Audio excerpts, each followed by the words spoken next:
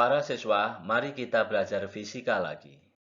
Materinya adalah tegangan permukaan dan viskositas.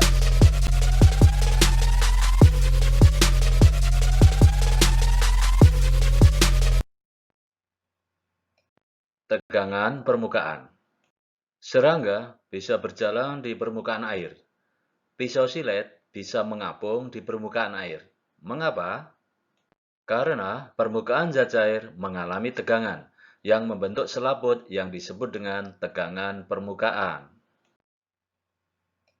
Perhatikan gambar berikut. Molekul A mendapatkan gaya kohesi dari segala arah sama besar, sehingga gaya-gaya ini saling meniadakan. Molekul B tidak mendapat gaya kohesi dari arah atas, sehingga molekul itu mendapat gaya kohesi yang resultannya mengarah ke bawah. Ini membuat permukaan zat cair sekecil-kecilnya. Gaya kohesi resultan ini menyebabkan permukaan zat cair menjadi tegang. Ketegangan permukaan ini disebut tegangan permukaan. Tegangan permukaan menyebabkan tetesan air hujan atau embun cenderung membentuk bola.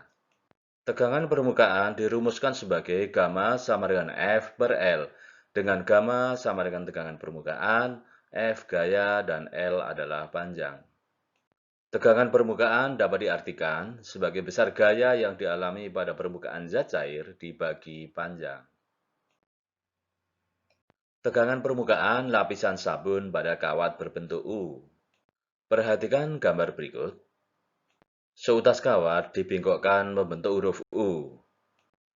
Pada kaki-kakinya dipasang kawat yang dapat bergeser. Rangkaian dicelupkan ke larutan sabun, kemudian dikeluarkan. Tegangan permukaan sabun bekerja sepanjang 2L. Jadi dalam hal ini gamma sama dengan F per 2L. Berkaitan dengan tegangan permukaan, suatu zat cair dapat mempunyai permukaan yang berbeda dengan permukaan zat cair lainnya. Berikut perbandingan permukaan air dan permukaan raksa. Permukaan air melengkung ke bawah atau cekung atau meniskus cekung. Sedangkan permukaan raksa melengkung ke atas atau cembung atau meniskus cembung. Permukaan air melengkung ke bawah, penjelasannya adalah sebagai berikut. Perhatikan sebuah molekul air di permukaan.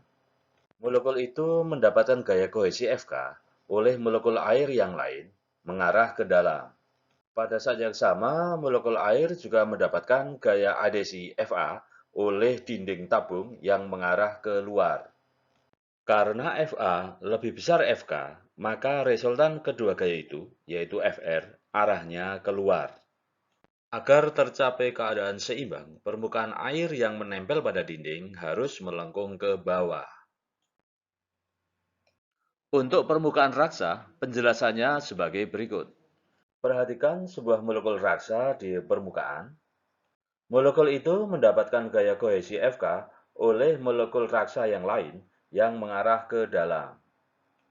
Pada saat yang sama, molekul raksa mendapatkan gaya adhesi Fa oleh dinding tabung yang mengarah keluar. Karena Fa lebih kecil dari Fk, maka resultan kedua gaya itu, yaitu Fr, arahnya ke dalam. Agar tercapai keadaan seimbang, permukaan raksa yang menempel pada dinding kaca harus melengkung ke atas. Sudut yang dibentuk oleh kelengkungan permukaan zat cair dengan dinding tabung disebut sudut kontak. Pada gambar terlihat, pada air sudut kontak θ lebih kecil dari 90 derajat. Sedangkan pada raksa, sudut kontaknya di antara 90 derajat dan 180 derajat. Contoh soal. Adanya tegangan permukaan pada zat cair menyebabkan titik-titik.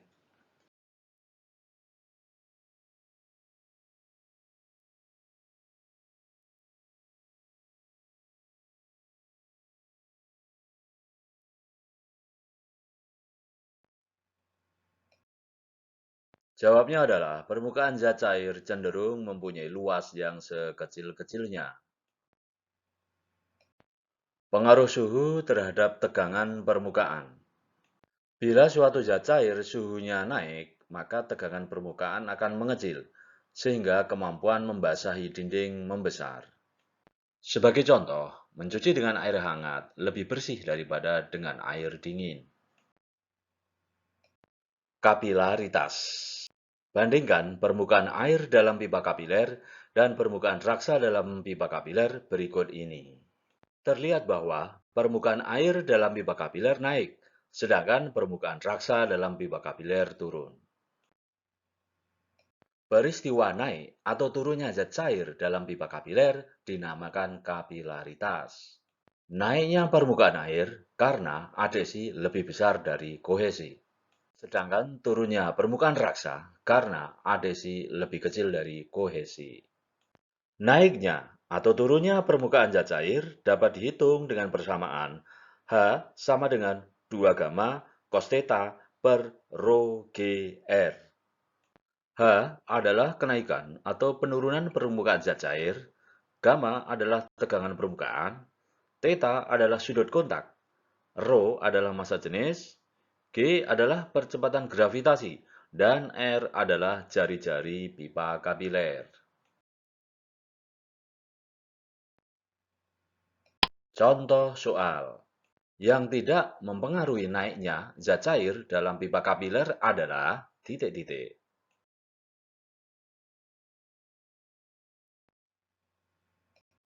Kita tuliskan persamaannya H sama dengan 2 gamma cos theta per rho g r. Persamaan itu dapat dibaca sebagai berikut. Yang mempengaruhi naiknya zat cair di dalam pipa kapiler adalah tegangan permukaan, sudut kontak, massa jenis zat cair, percepatan gravitasi, dan jari-jari pipa kapiler. Oleh sebab itu, soal di atas jawabannya adalah E. Viskositas atau kekentalan. Viskositas adalah ukuran kekentalan suatu fluida. Viskositas menyatakan besar kecilnya gaya gesekan di dalam fluida. Viskosimeter adalah alat untuk mengukur kekentalan. Viskositas dipengaruhi oleh suhu. Bila suhu turun, zat cair menjadi lebih kental, misalnya pada madu, sedangkan gas menjadi kurang kental. Bila suatu benda bergerak dalam fluida, benda tersebut mengalami gaya gesekan sebesar Ff sama dengan K eta V. Dengan Ff adalah gaya gesekan fluida, K koefisien yang bergantung pada bentuk geometris benda, eta adalah koefisien viskositas, dan V adalah kecepatan gerak benda. Untuk benda berbentuk bola, K sama dengan 6 πr. Sehingga persamaan gaya gesekan fluida menjadi Ff sama dengan 6 pi r eta V. Inilah yang dikenal sebagai hukum Stokes. Dengan Ff adalah gaya Stokes dan R adalah jari-jari bola. Gaya-gaya pada bola yang jatuh dalam fluida adalah ada gaya berat, gaya ke atas, dan gaya Stokes.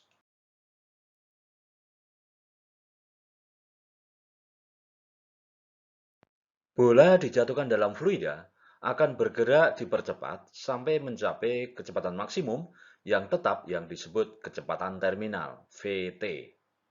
Vt sama dengan 2 R² G per 9 eta, rho B min rho F.